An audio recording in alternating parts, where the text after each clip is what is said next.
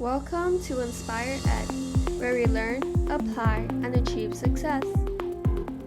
Today we'll be going through Lesson 2 of AP Chemistry, Isotopes and Nomenclature. Now, what exactly are isotopes?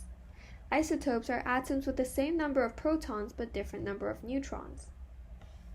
Seen on the right-hand side, you may see an isotope in this format. X stands for the chemical symbol, and then on its left-hand side, on the top would be the mass number, which is the protons plus the neutrons. The bottom would be the proton number, or as you may call it, atomic number, which is simply the number of protons.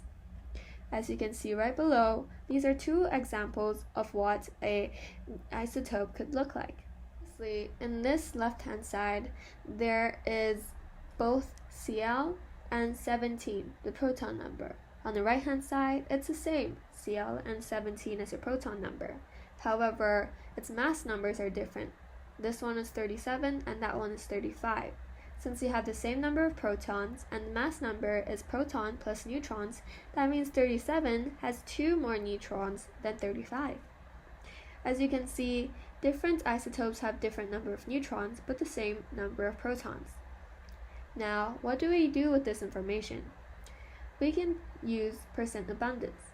Percent abundance is a percent composition of the naturally occurring isotope in an element. For example, in this practice problem, there's 3 different isotopes for neon. They each have different masses and different mass numbers, as you can see from the top left-hand side. They also have different percent abundances. Hence, using these percent abundances and masses, we can calculate the average atomic mass for neon. To do this, we just have to multiply the mass times percent plus mass times percent plus mass times percent for as many isotopes as there are for the specific element. Now, why don't you give this a try? I will be timing this for 30 seconds.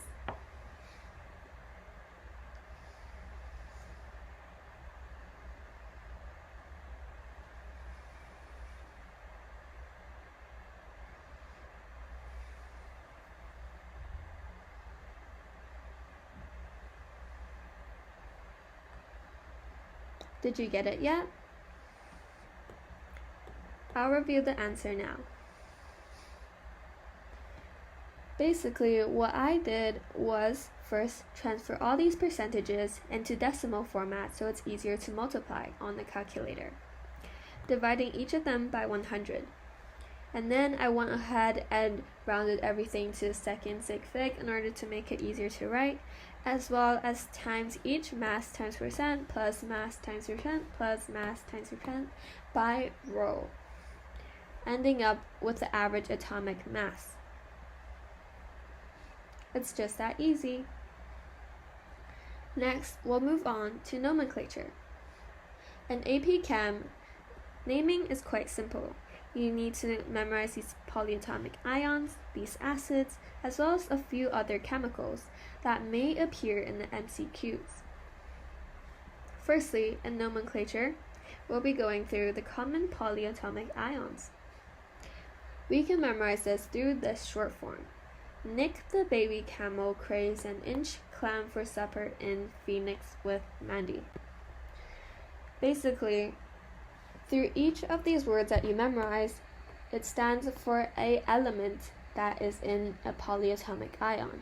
N stands for nitrogen, C stands for carbon, Cl stands for chloride, etc., etc., etc. The number of consonants in each of these words stands for the number of oxygens. The number of vowels, on the other hand, stands for the number of charges. For example, in Nick, N, nitrogen, N, C, K are all consonants. Hence, there's 3 oxygens. There's only 1 vowel, which will be 1 negative charge.